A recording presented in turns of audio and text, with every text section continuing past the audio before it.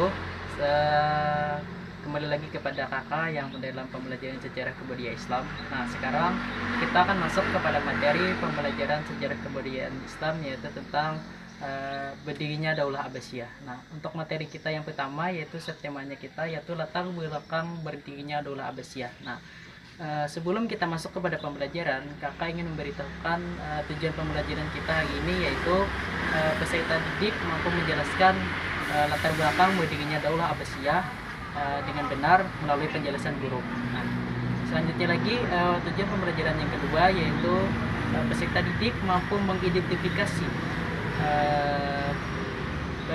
latar belakang berdirinya Daulah Abbasiyah melalui tayangan video ini dengan benar. Nah, selanjutnya kakak akan menjelaskan sedikit materi tentang latar belakang berdirinya dinasti atau Daulah Abbasiyah ini. Nah, yang pertama, latar belakang berdirinya Daulah Abbasiyah ini adalah keruntuhan dari Daulah Bani Umayyah. Nah, dalam buku ini dikatakan kenapa bisa faktor-faktor penyebab dari runtuhnya Daulah Umayyah ini, yaitu yang pertama pergantian khalifahnya secara garis keturunan. Nah, di sini itu ada yang kaum-kaum atau kelompok-kelompok masyarakat yang tidak menginginkan adanya garis keturunan dalam pergantian khalifah. Sedangkan pada masa Nabi, khalifah diusung secara musyawarah mufakat. Nah, jadi situ ada sebagian kelompok atau aliran yang tidak menyukai tentang pergantian khalifah secara garis keturunan. Lalu selanjutnya yang kedua, penindasan. Nah, penindasan yang dilakukan oleh Bani Umayyah ini dilakukan kepada orang-orang dari Ahlul Bait atau Sayyidina Ali radhiyallahu anhu. Nah, di sana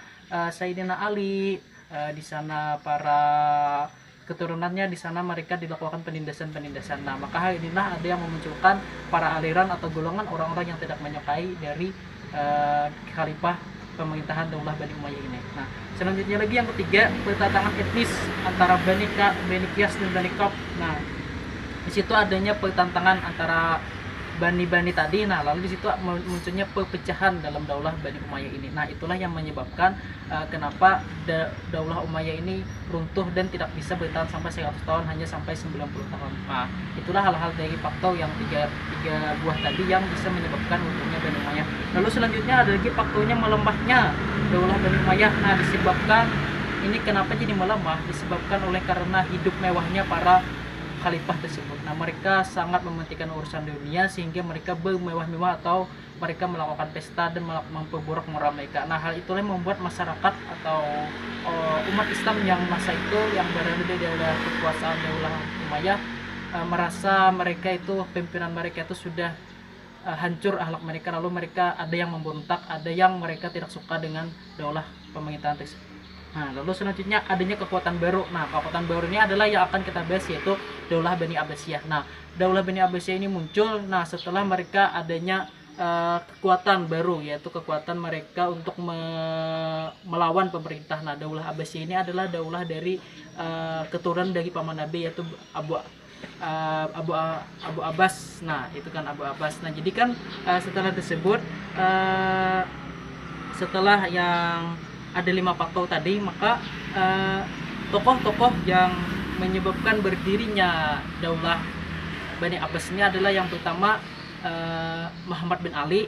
Nah, di situ kan Muhammad Ali tersebut salah satu mempelopori untuk adanya gerakan-gerakan dari keturunan Bani Abbas ini. Nah, selanjutnya sampai kepada seorang Abu Abbas As-Saffah, yaitu yang didaulat sebagai seorang khalifah pertama. Nah, ceritanya tersebut kenapa sampai Abu Abbas As-Saffah ini menang. Nah, disitu kan dikatakan dalam buku atau buku mudul atau buku pegangan kita, di sana dikatakan Abu Abbas tersebut memimpin beberapa pasukan, bisa dikatakan 12.000 pasukan dari Daulah Umayyah, untuk menyerang Abu Abbas. Nah, setelah itu saat pemerintahan Marwan II. Nah, Marwan II itu mereka berhasil dikalahkan, dan Marwan II itu berhasil mereka diri sampai ke Mesir, tetapi tetap dikejar oleh para pasukan dari Abu Abbas As-Saffah ini dan berhasil dibunuh di Mesir. Nah, setelah kalahnya pemerintahan Bani Umayyah, maka berdirilah dinasti Abbasiyah ini. Nah, mungkin itulah materi singkat dari kakak. Nah, mungkin kita akan